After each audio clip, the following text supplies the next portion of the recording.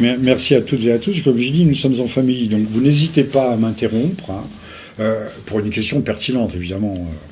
Alors, je disais là-haut, mais ça mérite réflexion, de dire qu'on peut parler des oligarchies, du système, mais le système, ce sont des hommes. Hein, vous prenez la liste des soutiens de M. Macron, vous avez ce qu'est l'oligarchie. Aussi bien l'oligarchie idéologique, les Kouchner, les Minc, les Attali, les Berger, enfin Berger c'est à la fois la finance, etc. Donc tout ça, ce ne sont pas des fantasmes. Hein, on a l'impression qu'avec Macron, la classe politique ayant définitivement échoué, la classe politique est en état de décomposition, que les oligarchies, ce qu'on appelle bêtement le système, a décidé de passer à la vitesse supérieure et de faire l'économie d'une classe intermédiaire, d'un paravent, d'une fiction qui ne coûte cher et qui est un préjugé qui ne sert plus à rien. Vous voyez, on voit bien avec la décomposition de la droite comme de la gauche que ces gens ont échoué dans leurs projets. Donc si on peut propulser sur le devant de la scène directement des gestionnaires, Macron est un gestionnaire, un chef d'entreprise en quelque sorte, on le fait. Sauf que comme M. Macron est représentatif du cinéma français, c'est-à-dire du mauvais cinéma français, c'est un mauvais acteur. Et ça, je crois qu'il faudra déciler les yeux de nos concitoyens pour bien leur montrer qui est M. Macron, parce qu'il représente un grave danger, sachant que 40% de son programme, c'est celui de M. Hollande en 2012, et que, au fond, M. Macron n'est qu'un clone présentable et rajeuni de M. Hollande. C'est toujours la même politique, c'est-à-dire l'absence de réelle politique pour la défense de nos intérêts, mais par contre la politique, et nous entrons dans le cœur du sujet, d'inscrire la France et l'Europe dans un processus de globalisation.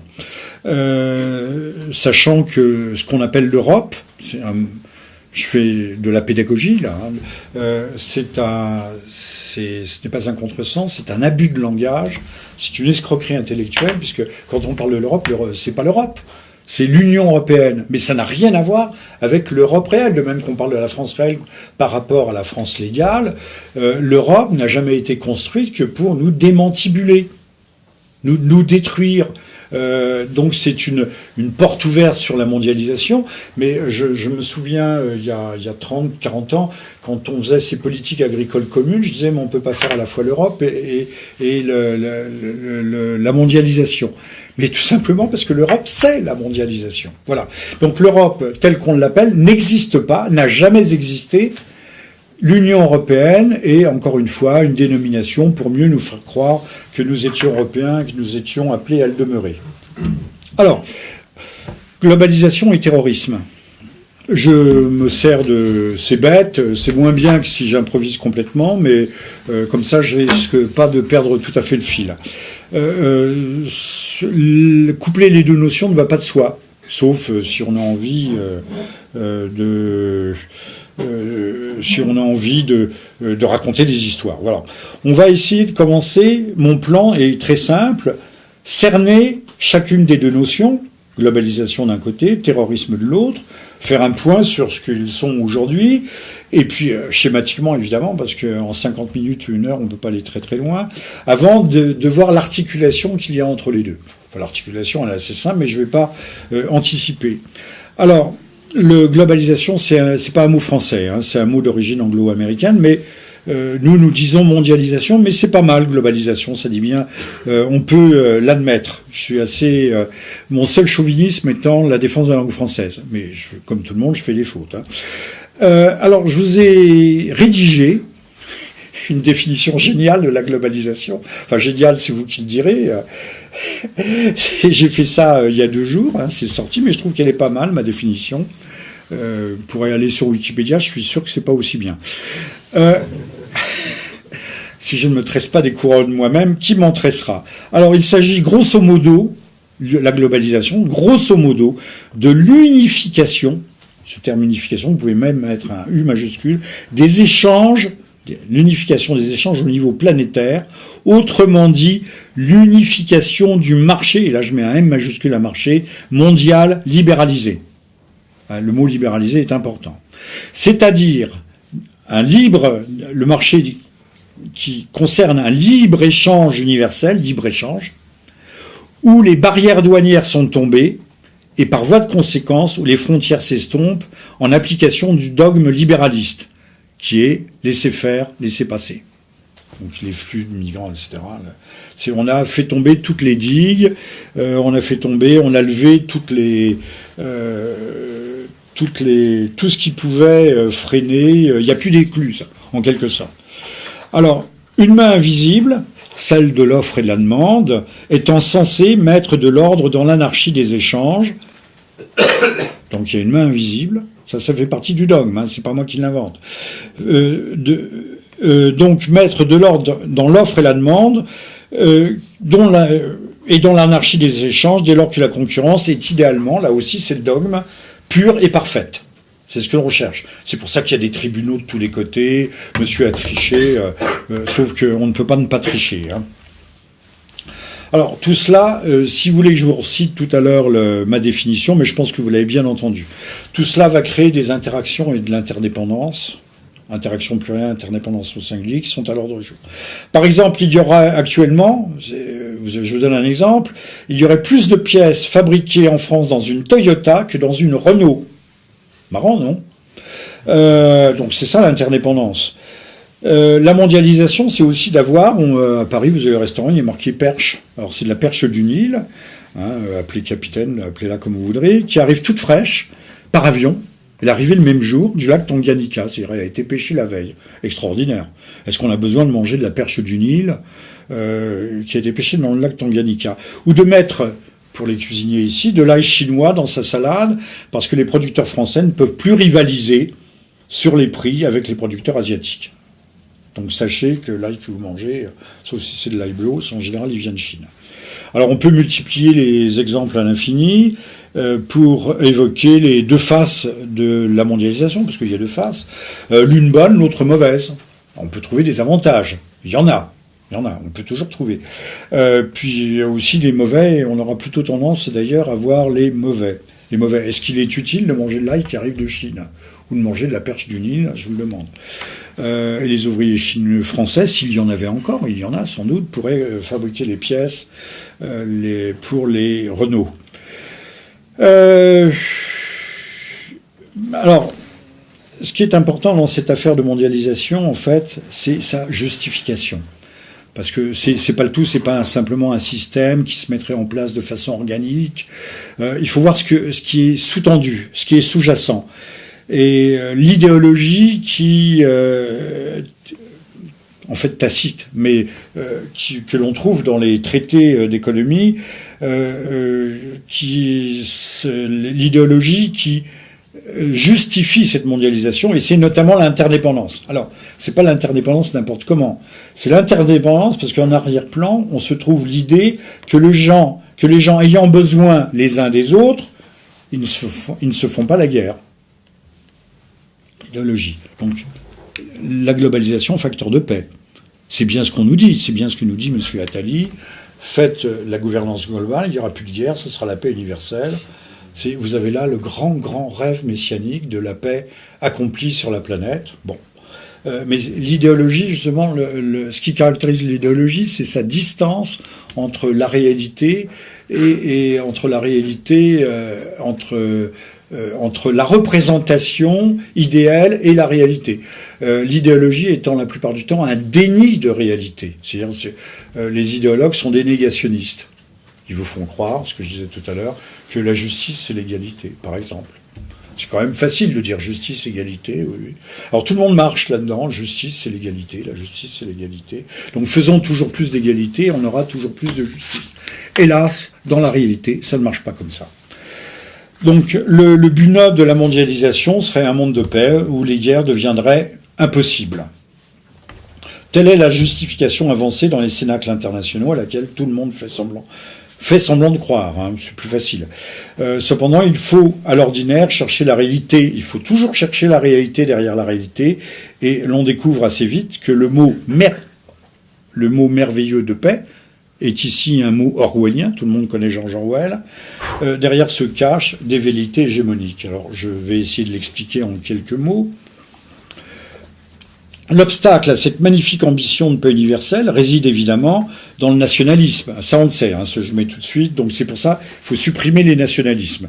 Et puis, accessoirement, on se met à nous parler aujourd'hui de tribalisme. Il y a un article assez extraordinaire de Robert Kagan, qui est malheureusement pas très loin du président Trump, qui est un néoconservateur américain et qui nous explique ça. Donc tout ce qui est communauté organique, communauté nationale, communauté ethno-culturelle, ethno-historique, ethno-confessionnelle, tout ça, ça entre dans la catégorie tribalisme et ce sont les pires ennemis de la mondialisation. Donc il faut d'urgence éradiquer. Bon, je répète ce que je viens de dire, tout cela est extrêmement beau sur le papier et beaucoup plus compliqué dans la réalité. Bien entendu, l'interdépendance comme moyen de neutraliser les conflits, c'est à la fois vrai et c'est aussi faux. C'est vrai, c'est en partie. On peut, bien sûr, si vous avez je vais pas aller tuer le gars qui est mon débiteur, sinon il m'embauchera jamais, hein, par exemple. Tout se passe dans cette vision irénique, c'est-à-dire idyllique, se passe comme si les échanges étaient équilibrés et réciproques. Ce qui est rarement le cas. On le voit notamment, il suffit de regarder le différentiel de la balance commerciale entre la Chine populaire, j'ai bien dit populaire, hein, entre la Chine populaire et les États-Unis, qui a pour conséquence des destructions massives d'emplois industriels en Amérique du Nord, d'où le président Trump. Nul ne le niera. Donc on voit bien que ce monde idyllique d'interdépendance a des conséquences. C'est pas quelque chose qui se passe comme ça, comme dans un rêve. Hélas, il y a toujours un moment où se crée un déséquilibre et où se dérègle la machine. Celui qui est en position dominante cherchera toujours à exploiter son avantage à son profit. On est bien d'accord. C'est humain. C'est dans la nature humaine. Celui qui tient par exemple le robinet des énergies fossiles, s'il décide de fermer ce robinet pour faire pression sur son partenaire commercial ou son allié politique, peut très vite arriver à un casus belli, tout le monde sait ce qu'est un casus belli, une situation dangereuse dans laquelle soit l'on se soumet, soit l'on se démet ou l'on se rebelle. Je rappellerai que l'entrée en guerre du Japon c'était en 41, c'est ça ? Décembre 41, est lié à l'embargo pétrolier qui avait instauré les États-Unis, qui avait littéralement mis le Japon le dos au mur. Ce qui ne veut pas dire que les Japonais étaient des gens tout à fait pacifiques, pacifistes, et c'était des parangons de vertu. Mais on les a largement poussés à la guerre. Maintenant, c'est plus tout à fait le cas, mais on sait que le Japon s'approvisionne à 70% dans le pétrole, soit iranien, soit arabe, dans le Golfe Persique. Demain matin, les Américains n'en ont plus tout à fait le pouvoir, mais ils fermaient le robinet et ils mettaient le Japon à genoux. Là, le Japon n'aurait pas fait la guerre, ils n'avaient pas d'armée. Hein, ces dernières décennies. Non, mais ça donne un bon exemple. En mai 68, il y a eu un bisbille entre la France et les États-Unis, et les États-Unis ont mis l'embargo sur les tourteaux de soja. Total, les cochons bretons crevaient, parce qu'ils n'avaient plus à bouffer. Si on n'était pas capable de... Vous voyez l'interdépendance où ça conduit. Hein. Donc on peut dicter sa loi à partir de l'interdépendance. Puis il y a bien d'autres exemples comme ça. Il y avait un embargo financier terrible sur l'Allemagne après 1933, ce qui a poussé d'ailleurs les Allemands à développer leur industrie chimique, à créer des caoutchoucs synthétiques, à créer du sucre synthétiques, a créé des carburants synthétiques, toutes sortes de choses, mais qui a été extrêmement dur et qui a été l'une des causes de la Seconde Guerre mondiale. Il faut bien le rappeler. L'Afrique du Sud est tombée, l'Afrique du Sud de l'apartheid, à cause de l'embargo financier aussi. C'est pas l'embargo économique qui a fait tomber, mais l'embargo financier. Ça sont des sujets que vous pouvez explorer de votre côté. Donc on a toutes sortes d'exemples où celui qui a la position dominante, soit les matières premières, etc., peut mettre à genoux très facilement. Donc on va y arriver petit à petit, mais il ne faut pas nous faire croire que l'interdépendance et les échanges généralisés soient obligatoirement des facteurs de paix, même plutôt le contraire. Alors derrière ce projet pacifiste, créer de l'interdépendance pour neutraliser les comportements égoïstes et s'acheminer vers un monde coopératif et pacifié, se cache une idéologie plus pernicieuse, car ce meilleur des mondes unifié, j'écris, qui fonctionnerait sur un partage harmonieux des tâches, des productions et des services, c'est ce qu'on appelle la division internationale du travail.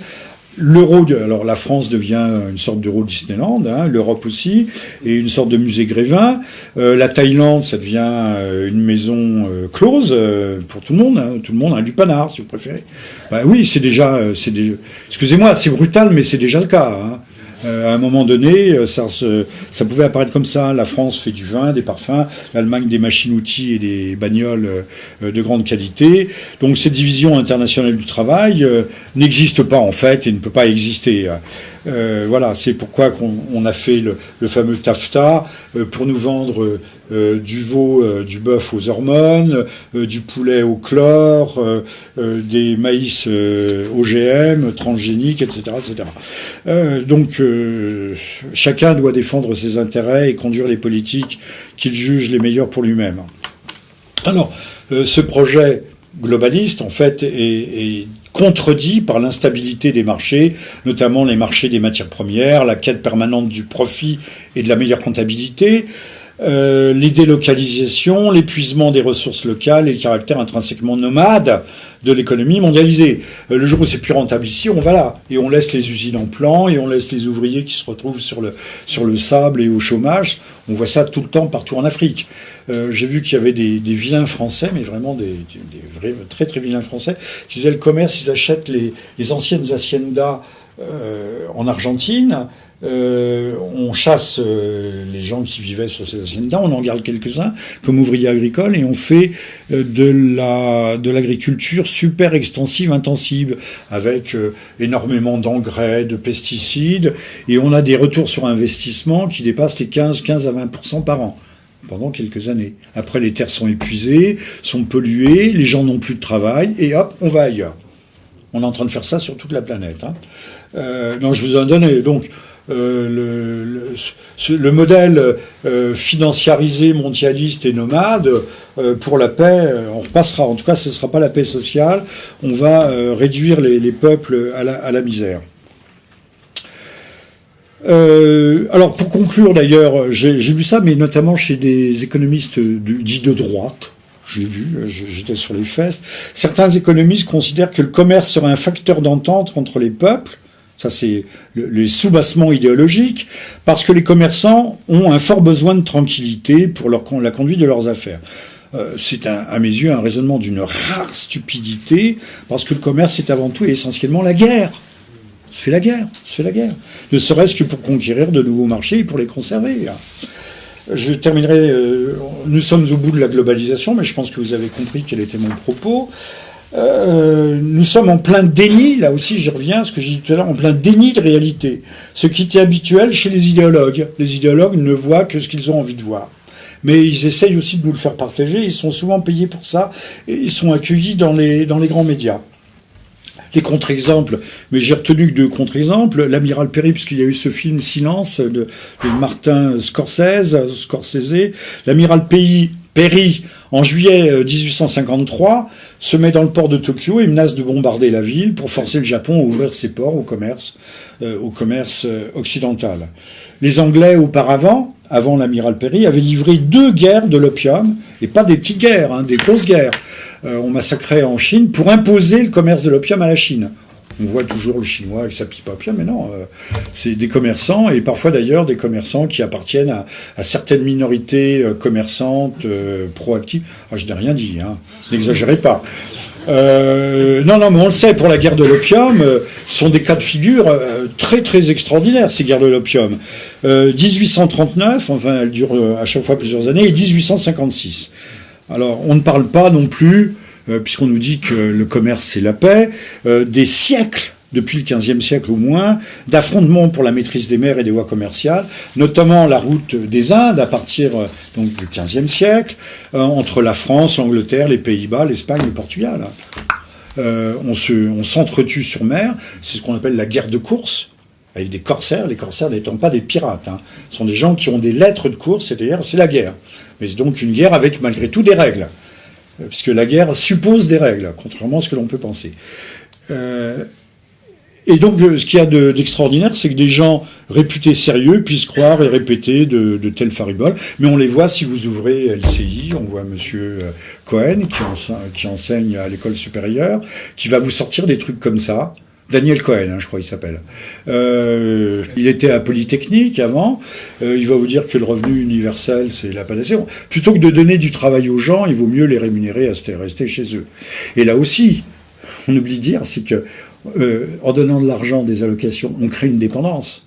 Et donc, on crée une clientèle captive, en quelque sorte. Vous mordrez pas la main qui vous nourrit. Donc, en principe, vous aurez tendance à voter pour ceux qui vous dira je vous donne 50 € de plus par mois. Voilà. Bon, donc je crois que les choses sont claires. Telle est la globalisation en marche. Seuls des fous ou des demeurés peuvent marcher dans la combine de la globalisation heureuse. Car pour se convaincre du contraire, il suffit bêtement d'ouvrir les yeux. C'est ce que je disais tout à l'heure à propos du bon sens. Alors maintenant, le terrorisme. Avant d'envisager l'articulation terrorisme-globalisme. Le terrorisme connaît une extension mondiale, avec c'est comme sur les mares un peu fangeuses, on voit il y a des bulles qui éclatent ici et là. Il y a eu un événement un peu pénible à Orly ce matin, un type s'est fait descendre, qui essayait d'arracher son arme. Moi je connais pas les détails, hein, mais on voit bien qu'il y a la société se disloque. J'ai pas dit que le terroriste ou supposé terroriste, les comportements ne sont plus réglés. Le gamin qui, dans l'école à Grasse, arrive à l'école pour faire comme dans les jeux vidéo avec des armes, dont apparemment il sait d'ailleurs pas se servir, sinon il aurait fait un réel carnage. Donc tout ça interpelle sur le mal-être profond de nos sociétés. Alors, le terrorisme, c'est complexe, hein, c'est pas un phénomène nouveau. Je vous renvoie à la lecture, mais qui est un peu ardue, de Flavius Joseph, qui est célèbre pour un ouvrage qui s'intitule « La guerre des Juifs contre les Romains ». Ça a été écrit en 75-79 de notre ère, c'est-à-dire après Jésus-Christ, et qui est relatif au soulèvement de la Judée en 66, qui va s'achever par la prise de Jérusalem et la destruction du temple par l'empereur Titus en 70. Flavius Joseph va nous parler déjà des méthodes de guerre terroriste qui sont utilisées à l'époque, notamment par les zélotes, qui s'en prennent, avant de s'en prendre aux Romains, s'en prennent à leur propre aristocratie, si je puis dire. Hein, ils s'en prennent aux pharisiens, il y a les fameux sicaires, ils ont des grands couteaux, ils tuent les gens dans la rue, donc tout ça n'est pas très nouveau, mais Flavius Joseph accuse les zélotes, on les appelle les zélotes, le mot zèle, zélé, vient de là, d'empoisonner les sources, et c'est une méthode terroriste que l'on retrouvera à travers les âges, jusqu'aux tentatives d'empoisonner après-guerre les bassins d'alimentation d'eau de Munich, puis de Nuremberg. Un groupe de survivants des camps de concentration et des ghettos qui en avaient connu les horreurs, et qui y avaient perdu des pans entiers de leur famille, n'ont pas accepté ce défaitisme. Selon certains, le groupe, appelé Nocnim, Le mot hébreu pour vengeur se serait formé lors d'un rassemblement de survivants à l'occasion de la Pâque juive, à l'initiative d'Abba Kovné, un survivant de l'insurrection juive du ghetto de Vilnius. Ils ont décidé de faire justice eux-mêmes.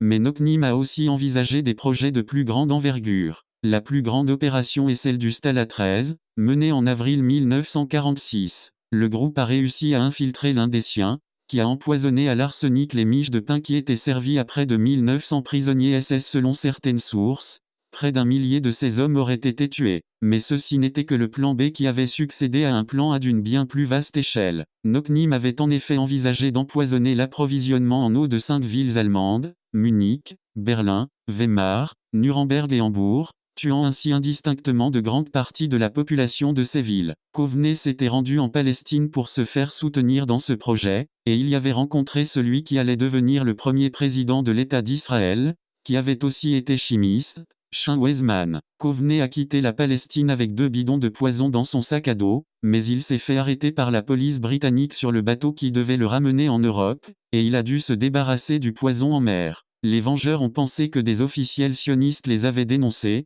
parce qu'ils craignaient que leur plan de meurtre collectif ne sape leur projet d'obtention d'un territoire pour les Juifs. Ça n'aboutira pas, on empoisonnera des boulangeries industrielles, il y aura quelques milliers de contaminés, mais les grandes tentatives d'empoisonnement ne fonctionneront pas. Je signale au passage, parce que personne ne vous en parlera, c'est bon d'avoir ça quelque part en mémoire.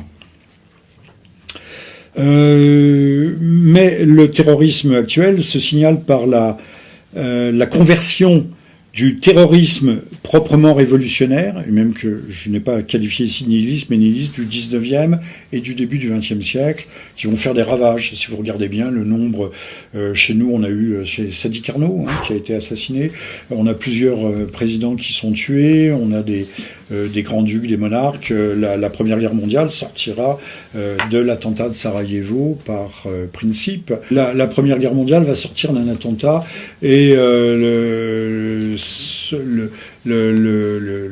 la guerre terroriste nihiliste sera terrorisée notamment par l'anarchiste Bakounine, puis par un homme qui s'appelle Netchaïev. Ils écriront tous les deux le catéchisme révolutionnaire, qui sera l'un des livres de chevet, si on peut dire, le grand livre d'inspiration de Lénine. Voilà. De Lénine, qui va ramasser le pouvoir qui était par terre et le prendre avec la faction bolchevique.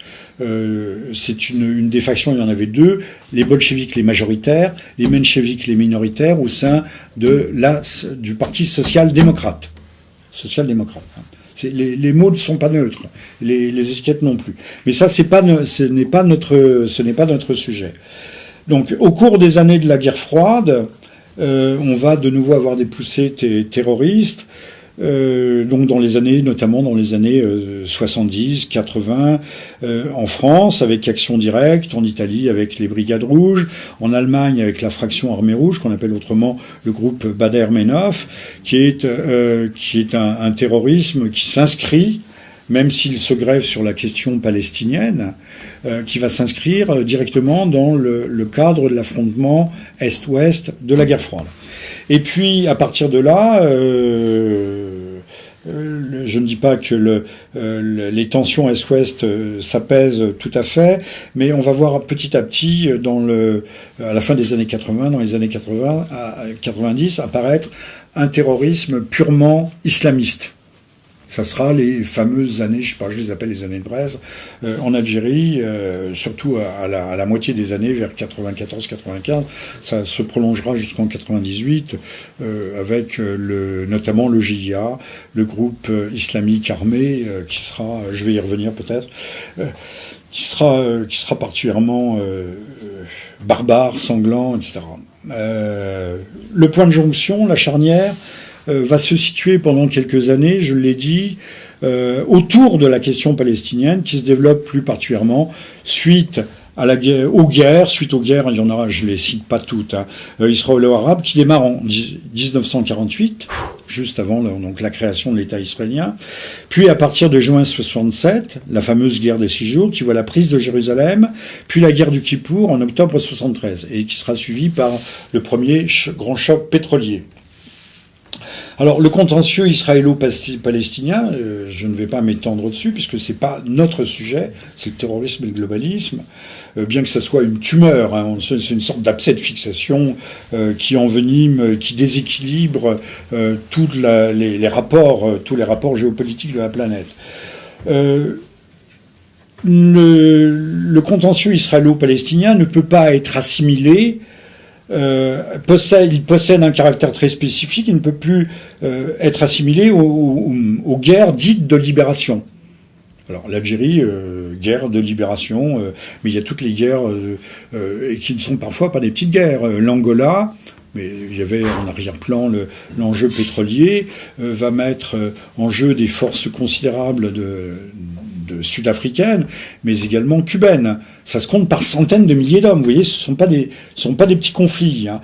La guerre globale qui oppose à ce moment-là l'Est et l'Ouest se conduit de façon indirecte et par États du tiers-monde interposés.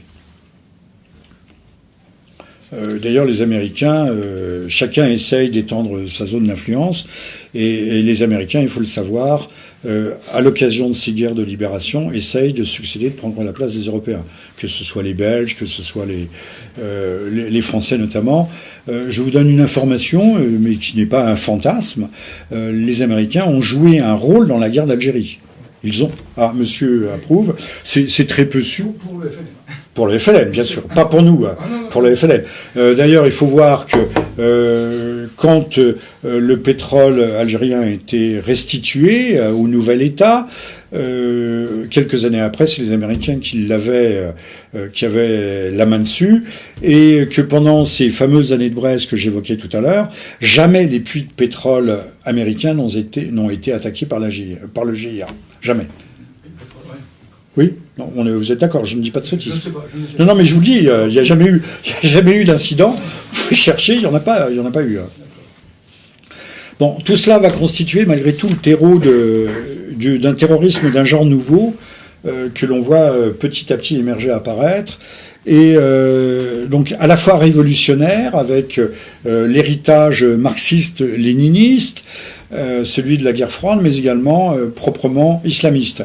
Alors, vous avez actuellement jugé à Paris, vous l'avez peut-être vu à la télévision, le terroriste professionnel pro-palestinien Illich Ramirez Sanchez, dit Carlos. Vous avez vu ça à la télévision, n'est-ce pas?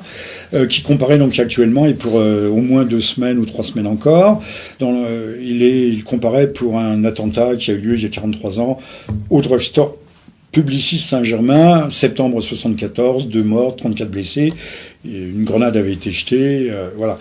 Décrit assez bien cette mutation, c'est la mutation, puisque Carlos est lui-même converti à l'islam, il s'est converti plusieurs fois, et pas seulement, je voyais dans les journaux, il s'est pas du tout converti en prison, il s'est converti en Palestine, puis il s'est converti à plusieurs reprises. Il le décrit assez bien dans un livre que Contre-Culture, d'ailleurs, devrait acquérir quelques exemplaires, qui s'appelle L'Islam révolutionnaire, qui décrit en toile de fond, qui a été écrit, c'est moi qui l'ai écrit le livre, alors je le sais, hein. Oui, non, mais je sais, qui décrit en toile de fond l'opération choc et effroi du printemps 2003 en Irak. Voilà. Mais c'est écrit, hein, mon nom est sur la couverture, Carlos, l'islam révolutionnaire, Jean-Michel Vernochet. C'est un... Carlos, je ne suis pas un terroriste moi-même, je supplie de le croire. C'est un homme d'action.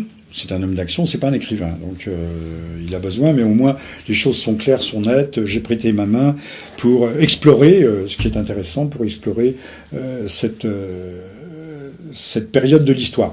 Ce qui vous explique aussi, ce qui donne un peu de crédit à mon propos, de dire que je ne débarque pas en vous pondant tout à fait du jus de crâne.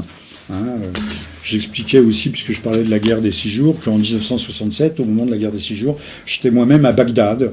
J'étais tout jeune, évidemment. J'étais à l'École nationale des langues orientales. Mais donc, j'ai vu un peu le conflit se déployer. J'étais pas sur le front. Hein, se déployer grandeur nature, ce qui m'a permis aussi, dès cette époque-là, de comprendre beaucoup de choses. Vous voyez, 67, c'est loin. Hein. Hélas. Il faut bien noter qu'avec le régime dictatorial de Saddam Hussein en Irak, il n'y avait pas le moindre takfiris. Il ne pouvait pas mettre le bout du petit doigt d'un doigt de pied en Irak. C'était impensable. Or, après la chute de l'Irak, la jonction va s'opérer entre la résistance baassiste, tout le monde sait ici ce qu'est le Baas, je vais vous le dire, entre la résistance baassiste, c'est-à-dire nationale, sociale, patriotique, je ne sais pas très bien comment on le met, c'est à la fois patriotique, arabe, voilà. On va dire nationale, sociale, patriotique, le Baas signifiant résurrection, qui se combine à la fois, pour éclairer votre lanterne, qui combine le socialisme arabe et le nationalisme panarabe. D'ailleurs, la République actuelle syrienne est une république panarabe. L'armée gouvernementale syrienne n'est pas une armée alaouite d'une minorité, c'est l'armée arabe syrienne. De même que Kadhafi avait voulu unifier le monde arabe, tout le monde a eu à un moment donné, que ce soit l'Irak, la Syrie, tout le monde a voulu unifier le monde arabe, personne n'y est jamais parvenu. Alors, cette idéologie d'émancipation sociale, comme a pu être le Parti communiste, d'ailleurs, mais qui a eu beaucoup moins de succès à une certaine époque, est une idéologie d'émancipation qui naît en 1947 à Damas, au sein de l'intelligentsia syrienne, sous la houlette d'un chrétien, c'est une idéologie chrétienne, Michel Aflaq, mais également associé à un sunnite qui était Salaheddin, c'est-à-dire Salaheddin Bitar. Et voilà. Donc, tant que le régime baassiste qui s'installe en 68 en Irak prévaut, pas question de salafo-wahhabisme, pas question de djihadisme, etc. Là, la résistance, pour pouvoir résister, va s'allier, les frontières seront ouvertes, les salafo-wahhabites arriveront d'Arabie Saoudite et va se créer des maquis associant le fanatisme ou l'hyper-radicalisme wahhabite. Je dirais aussi peut-être ce que vous voulez, enfin je l'ai dit tout à l'heure ce qu'était le wahhabisme, puis vous l'avez dans mon petit livre que je vous recommande, vont s'associer pour conduire cette résistance contre ce qu'il faut bien appeler l'occupant. Je dis en passant, pour avoir regardé les choses de très près, que le GI américain de base était persuadé qu'il apportait la démocratie, persuadé qu'il allait libérer les femmes, envoyer les enfants à l'école, sauf que les femmes étaient libérées. Même s'il y avait des chiites avec des grands trucs noirs, les femmes étaient parfaitement libérées, occupaient toutes les positions dominantes dans les administrations, surtout les chrétiennes d'ailleurs. Les enfants, j'ai visité à l'autre bout de l'Irak des écoles sans être annoncé, donc sans en avoir le droit. Je vous assure que c'était ultra bien tenu. Les petits-enfants étaient en uniforme ou sans uniforme. Les maîtresses avaient un petit fichu sur la tête ou n'avaient pas de fichu sur la tête. On enseignait aux enfants. On avait un pays qui était en train de naître à la modernité dans le bon sens. Bon. On a voulu casser puisqu'on a voulu apporter la démocratie. Donc je considère que l'armée américaine et beaucoup d'officiers ont été les grands cocus de cette affaire. Mais c'est normal. Les militaires sont souvent les cocus de tout ce genre d'aventure. À partir de 2004, les méthodes de guerre asymétrique qui naissent dans le foyer de cette résistance, qui est à la fois baassiste, nationale, socialiste, irakienne, arabe, et wahhabite, ultra-religieuse, va permettre de développer des techniques de guerre terrifiantes, ce qu'on appelle de guerre asymétrique, et les fameuses IED ou tout ce que vous voulez, les engins explosifs artisanaux par exemple, qui vont opérer une véritable mutation de la guerre d'ailleurs de la part des Américains. Très rapidement, ces méthodes vont d'ailleurs gagner l'Afghanistan. Si bien que les Américains quitteront l'Afghanistan, ils y sont toujours, mais en laissant derrière eux des mercenaires, vous savez, ces fameuses armées, DIN Corp, enfin, etc., Blackwater qui s'appelle Academy aujourd'hui, Blackwater, des dizaines de milliers de contractants, on appelle les contractants, il y en a aussi encore beaucoup en Irak. Donc l'armée officielle s'efface puisque dans le monde de la globalisation, les armées se privatisent. Donc la guerre révolutionnaire islamiste va gagner l'Afghanistan, alors que apparaît en Irak l'État islamique en Irak, puis au Levant. Le Levant, c'est la Syrie, qui va se transformer en État islamique tout court et en califat le 29 juin 2014. Après la prise de Mossoul et sa proclamation, et la proclamation du califat par Abou Bakr el-Baghdadi. Alors maintenant, la guerre de Syrie, aujourd'hui grand foyer du terrorisme mondial, même globalisé. Je dis la guerre de Syrie, je ne parle volontairement pas de guerre civile. Ça n'a jamais été une guerre civile. Jamais. Qu'on m'explique en quoi c'était une guerre. Il y a des gens qui ont manifesté, comme sur le Maïdan, puisqu'on parlait de l'Ukraine, il y a des gens qui se mettaient d'un côté, qui tiraient sur la foule qui manifestait.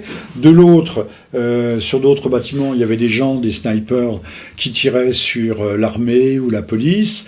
Donc on arrive très rapidement au carnage avec ce genre de méthode. Je n'ai pas besoin de faire des dessins. Ça s'est passé comme ça, sur la place du Maïdan, en 2014 en Ukraine.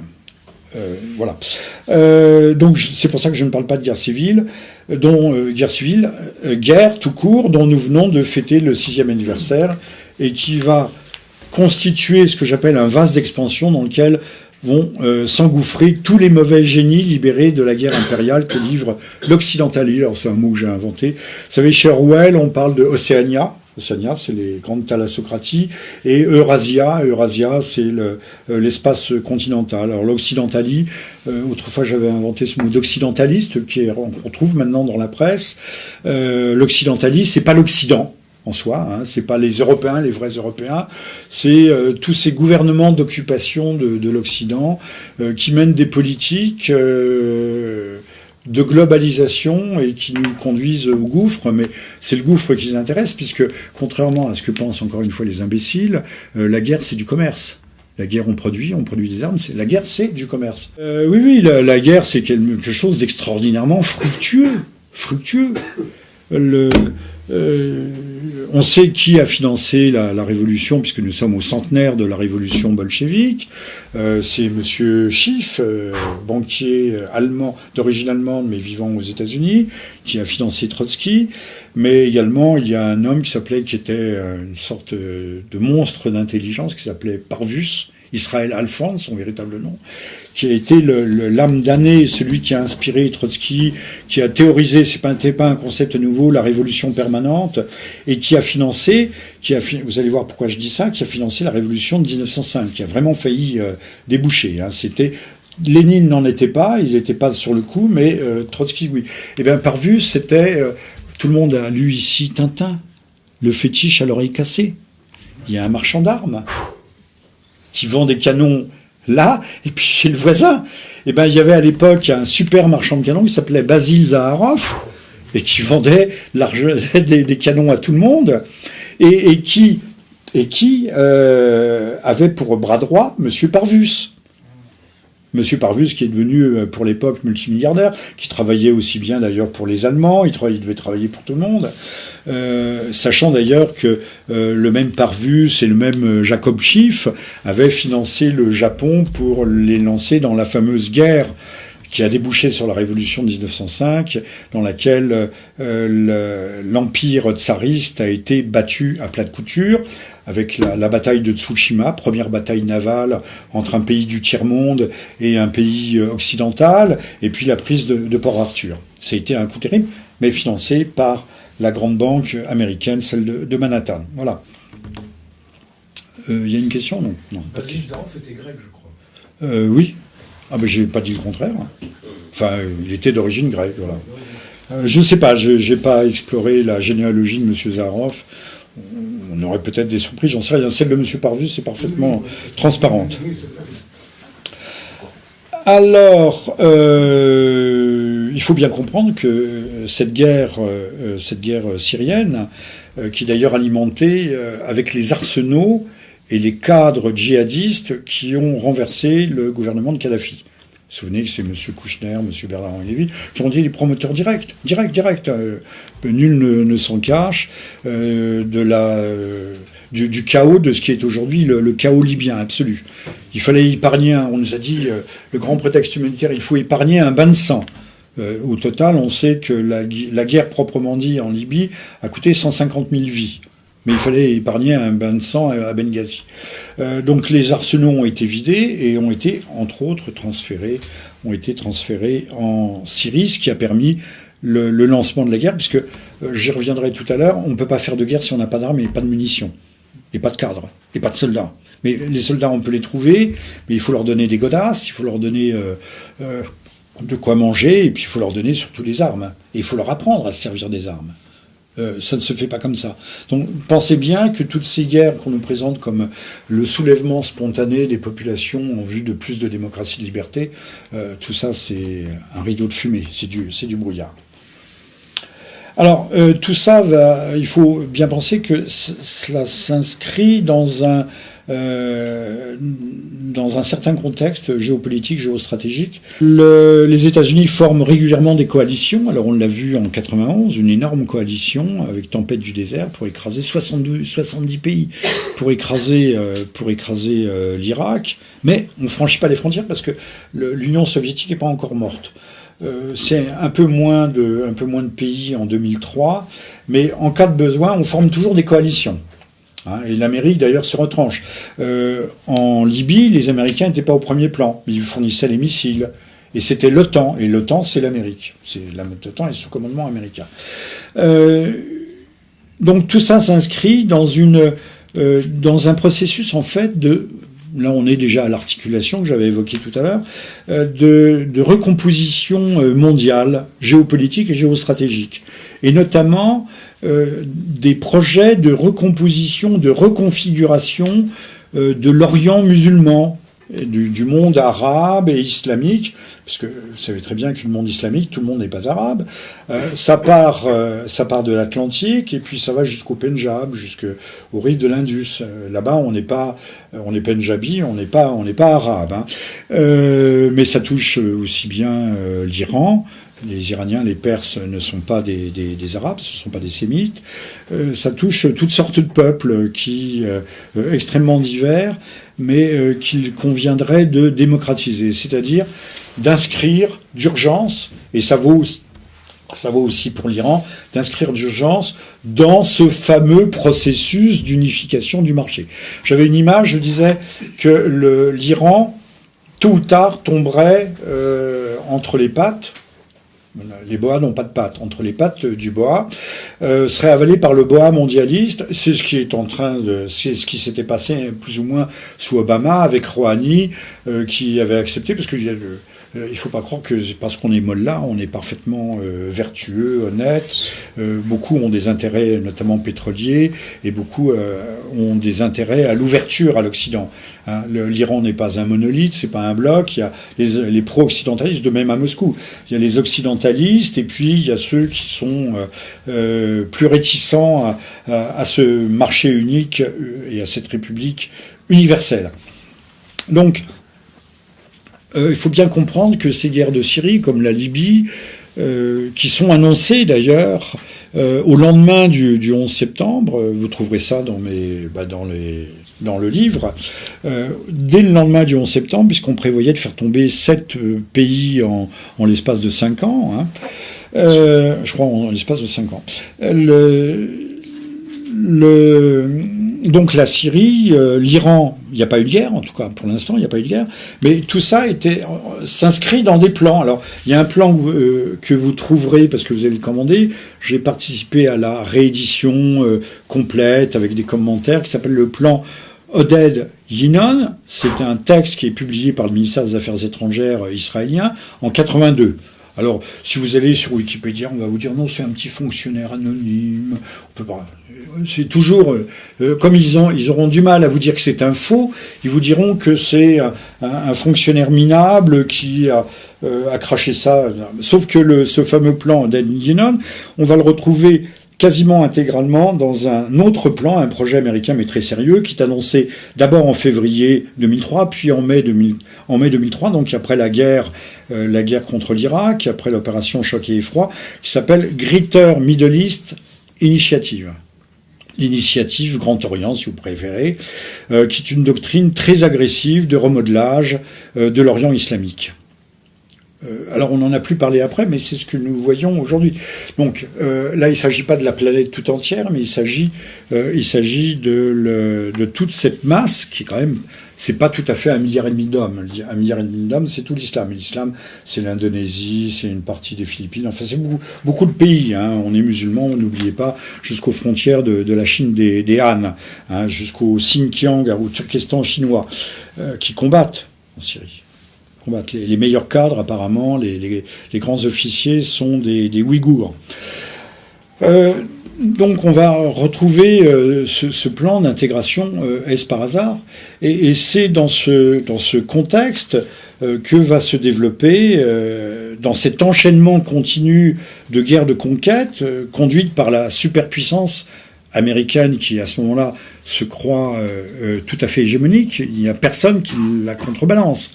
Même aujourd'hui, pensez que quelle que soit la puissance nucléaire russe, et même quelle que soit la montée en puissance des forces russes de la Fédération de Russie au plan conventionnel, même les 2-3 millions de soldats ou plus, ou 4 millions de l'armée chinoise, ne font pas le poids face à la superpuissance militaire américaine, qui n'est pas une puissance s'appuyant sur des ressources humaines, ou sur des ressources humaines techniciennes, mais par la puissance de ce qu'on appelait le technological gap, c'est-à-dire le fossé technique qui n'est pas encore comblé. Puis les Américains poursuivent leur effort. Pensez qu'on aura bientôt des missiles de croisière hypersoniques, hypervéloces, hypersoniques, qui seront capables de toucher n'importe quelle cible de la planète en moins de 20 minutes, ou en 20 minutes à peu près. Il sort d'atmosphère et retombe, ça arrive à 10 000 km/h, personne ne peut l'éviter. Donc là, c'est la grande course aux armements dans l'hypervélocité à l'heure actuelle. Je vous le signale. Donc la guerre n'est pas une chose simple. Si quelque chose maintient aujourd'hui un certain équilibre international, c'est bien toujours le reliquat de la dissuasion, mais qui n'est plus tout à fait nucléaire. C'est-à-dire que si je blesse mon adversaire, mon ennemi, il risque d'en faire tout autant et même pire. Donc chacun se garde de ce qui se passe. Donc ces guerres et ce plan, que ce soit Oded, Ginon ou Greater Middle East, ou dire la Greater Middle East Initiative, sont le contexte, le tableau sur lequel va se retrouver ce terrorisme global. Quelle heure est-il ? 4h10. Vous voulez que je m'arrête là ? Non. Bon. Alors, on va quand même aller un peu plus vite. Terreau historique du terrorisme. Alors, tout de suite, je mets les pieds dans le plat, mais il faut bien comprendre que dans ces perspectives de globalisation, également de guerre qui touchent des aires géographiques complètes. Je parlais de l'ère arabo-islamique ou arabo-musulmane, comme vous voulez. De l'Atlantique au Pendjab, c'est-à-dire le fleuve Indus. Ça englobe l'Afghanistan, mais pas l'Asie centrale. Il faut bien comprendre que le terrorisme, on le voit bien, pour conduire ces guerres, est un moyen. C'est une arme. C'est un moyen. Le terrorisme en Syrie, c'est l'arme majeure. Alors, soit c'est les terroristes modérés de M. Fabius, mais qui hier, c'est Al-Nosra, qui aujourd'hui s'appelle Fatah al-Sham. Hein, c'est ça, Fatah al-Sham, qui hier était, alors qu'on prenne, je l'ai écrit très tôt, vous le trouverez dans le livre, qu'on prenne qui pourra, c'est Al-Qaïda en fait. Donc Al-Qaïda fait sauter les tours du World Trade Center, les tours jumelles, et puis demain matin on est allié à Al-Qaïda contre le gouvernement laïque de Damas. Je précise aussi, si on dit il y a 310 000 morts en Syrie, que sur ces 310 000 morts, plus de la moitié sont des soldats de l'armée arabe syrienne, c'est-à-dire de l'armée gouvernementale. Et il n'y a pas 150 000 alaouites qui se sont fait tuer, ou chrétiens. Alaouites, chrétiens, alors de toutes sortes de chrétiens, hein, ou druzes, ce sont des sunnites. Ce sont des sunnites qui combattent d'autres sunnites. Qu'on ne nous dise pas que c'est un peuple en marche et en lutte permanente pour sa liberté. Il faut bien le dire, il faut bien insister là-dessus. C'est pas du tout, et là, c'est pas du tout ce qu'on nous raconte tous les jours que Dieu fait à la télévision. Donc, le terrorisme est je viens de le dire, un moyen, un outil, une variable utilisée dans les guerres de restructuration qui sont en cours, dans le cadre d'une mondialisation économique, mais qui est aussi une mondialisation politique, et pas seulement économique. Ceux qui vous disent que le véritable motif des guerres, c'est le pétrole, c'est vrai, c'est un paramètre, mais ce n'est qu'un paramètre. Les Américains, s'ils avaient laissé Saddam Hussein, auraient un beaucoup plus gros morceau du gâteau pétrolier irakien qu'ils n'en ont aujourd'hui, où ils sont obligés de le partager avec les Indonésiens, avec les Chinois, avec les Canadiens, avec que sais-je encore. Ils ont fait la guerre pour les beaux yeux des autres grandes compagnies. Saddam Hussein, je connais bien la question, était prêt à faire toutes les concessions. Il voulait pas parler aux Français. On parle pas aux valets, on parle directement aux maîtres. Sauf que la guerre avait une autre dimension, avait d'autres ambitions que de celle de conquérir le pétrole, contrairement à ce que tous les soi-disant géopolitologues nous disent et nous ressassent. Le but, c'est indéniablement la gouvernance mondiale. Indéniablement, c'est cette gouvernance mondiale qui est, dans un premier temps, on peut le dire, l'hégémonie d'oligopoles. J'ai pas dit d'oligarques, mais d'oligopoles. Aux États-Unis, ces oligopoles, c'est ce que Thierry Meyssan appellerait l'État profond. Alors lui, il nous dit que c'est l'État, c'est la continuité de l'État. Vous savez que les Américains ont des structures de permanence de l'État. Donc il y a deux États, il y a un État dans l'État qui est là en veille, en attente, en cas de crise. C'est celui qui a pris le relais le jour du 11 septembre. Puisqu'on pense que le 11 septembre 2001, ça a été un coup d'État. Et puis après, on a remis la petite bouche devant. Donc c'est ce qu'on appellerait les grandes firmes pharmaceutiques de l'agrochimie. C'est le complexe militaro-industriel. C'est aussi les groupements de banques, c'est Manhattan, mais c'est la cité de Londres. Hein. Si on parle de Manhattan, il faut parler de la cité. C'est aussi le poids de minorités proactives, vous le savez, qui défendent notamment l'État d'Israël, mais qui ne pèsent pas forcément, qui pèsent très lourd, très très lourd, mais qui ne pèsent peut-être pas aussi lourd qu'on l'imagine dans la politique américaine telle qu'on l'envisage.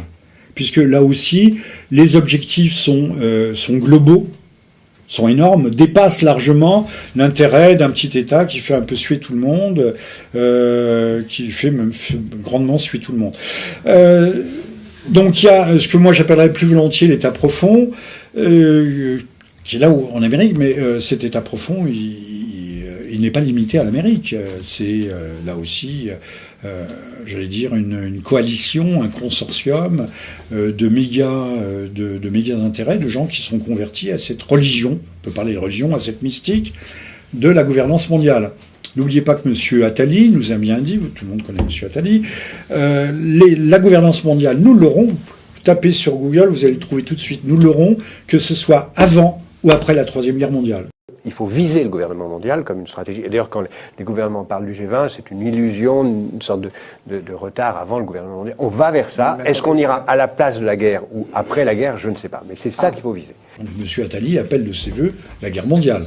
Hein, il dit, mais nous l'aurons, c'est inéluctable, avant ou après. Donc on voit bien vers où ces gens nous dirigent. Ils ne nous dirigent pas vers ce que les Américains appelleraient des changements de régime, changer la tête en Irak, changer la tête en Libye, changer la tête, alors j'ai pas parlé du Yémen, mais j'aurais pu, il y avait un président qui s'appelait Saleh, mais il y a aussi des gens fort peu sympathiques comme Ben Ali en Tunisie, Moubarak en Égypte. On a balayé tout ça au moment des printemps arabes. Ça fait partie du même, alors je me suis pas approfondi sur le rôle de la confrérie des frères musulmans, mais qui sont la face présentable, la vitrine honorable des wahhabites.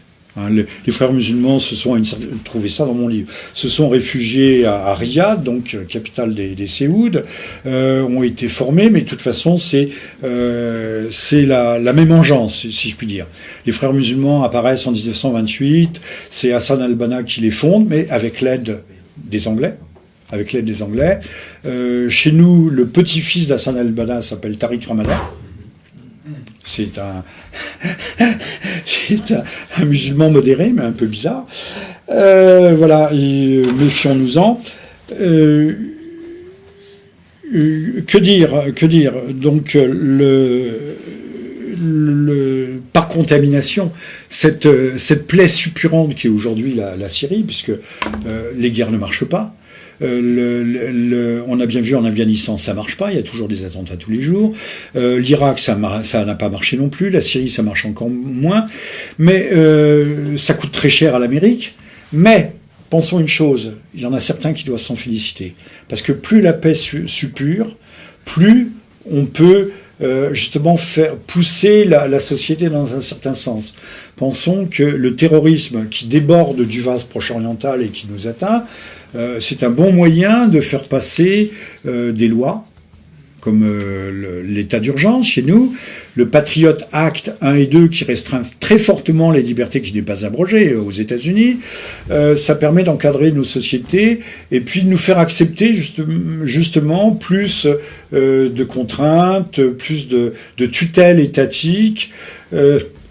C'est le loup qui garde le troupeau en quelque sorte. Je voyais là-haut un petit tableau assez amusant, la correspondance entre les principaux attentats de ces dernières années en France et les échéances électorales. Alors, c'est peut-être un peu exagéré, mais c'est vrai que un bon attentat au bon moment, ça peut être tout à fait utile. Ça peut jouer dans un sens comme dans l'autre, hein.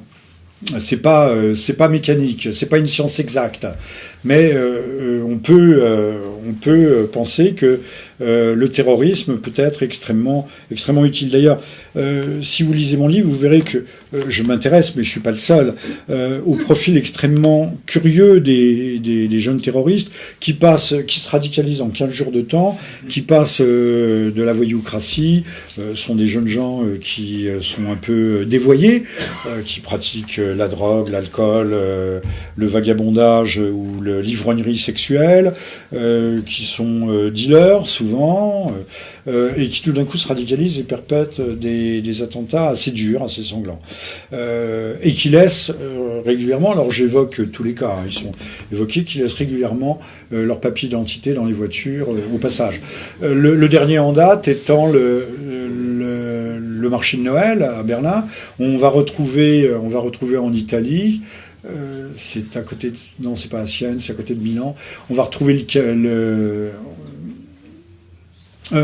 dans le camion, on va retrouver un papier qui émanait de l'Italie, qui était une demande de permis de séjour avec son nom. Donc comme ça, pas besoin de faire de recherche, on n'a pas besoin de mobiliser Interpol, tout est là. Même chose avec les frères Kouachi, même chose avec le passeport qui tombe au milieu des flaques d'acier en fusion en bas du World Trade Center. On nous prend sans doute pour des idiots, mais sans doute a-t-on raison de nous prendre pour des idiots. Si on est là, on regarde les étranges lucarnes, on regarde ce soir, hypnotisé, on est en état d'hypnose littéralement, et blablabla, les moulins à parole, mais les moulins à parole qui nous lessivent la cervelle.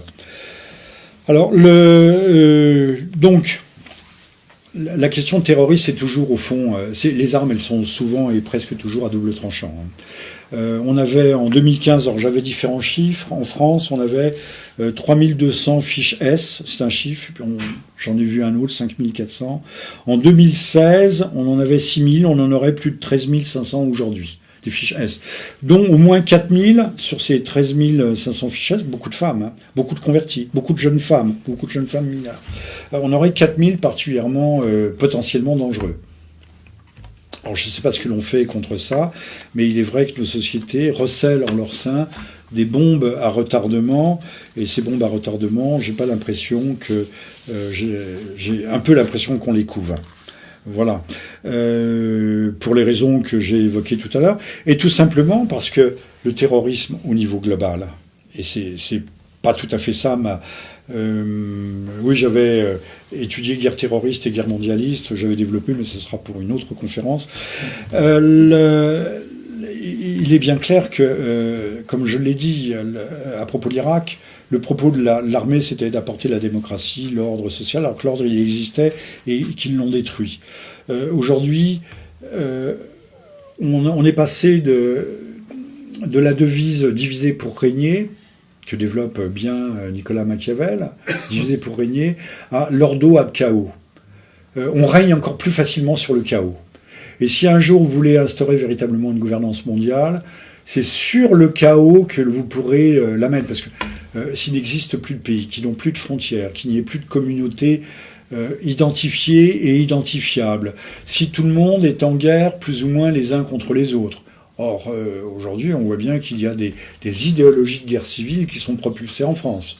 Battez-vous avec votre voisin, comme si le voisin était le responsable de tous nos malheurs. Même si le voisin n'est pas forcément fréquentable. La question n'est pas là, c'est pas de savoir s'il est fréquentable ou pas, mais savoir si c'est lui la véritable cause de la faillite de nos sociétés. Non, il n'est pas la cause, il n'est que l'un des effets, l'une des conséquences. Donc le chaos, je pense que c'est à la fois une arme, un outil, un moyen, un instrument, et c'est la voie qui nous conduit directement à cette gouvernance mondiale. C'est, pour ne pas conclure, je dirais que c'est une guerre mondiale à bas bruit. La guerre syrienne regroupe au moins 60 000 combattants, de jeunes gens qui combattent dans les rangs de Daesh, moins 60 000, peut-être plus, qui proviennent de 80 à 100 nationalités différentes. Et pas seulement des pays musulmans, puisque vous en avez plusieurs milliers qui arrivent, notamment de France, d'Angleterre, de Belgique, je dis plusieurs milliers. La Fédération de Russie, mais dans la Fédération de Russie, il y a des républiques musulmanes. Mais la Fédération de Russie, c'est près de 4000 ressortissants russes, ayant le passeport russe, qui combattent, notamment aussi des Tchétchènes, j'imagine, qui combattent. Plus 5000 des républiques, des anciennes républiques socialistes d'Union soviétique. Donc ça fait 9000 combattants, vous voyez. Pour la Tunisie, qui livre un contingent énorme, c'est 3-4 000. Toute petite Tunisie de rien du tout. 3-4 000 combattants. Donc nous avons, à l'instar de ce qu'était de ce qu'a été la guerre d'Espagne, qui a servi de détonateur à la Seconde Guerre mondiale, nous avons des brigades internationales. Et là, nous avons véritablement une guerre qui est déjà internationalisée. Nous avons plusieurs coalitions. Il y a une coalition proprement arabe.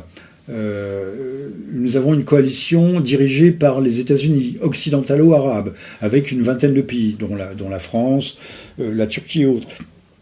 Il y a la coalition syrienne avec l'Iran, la Russie.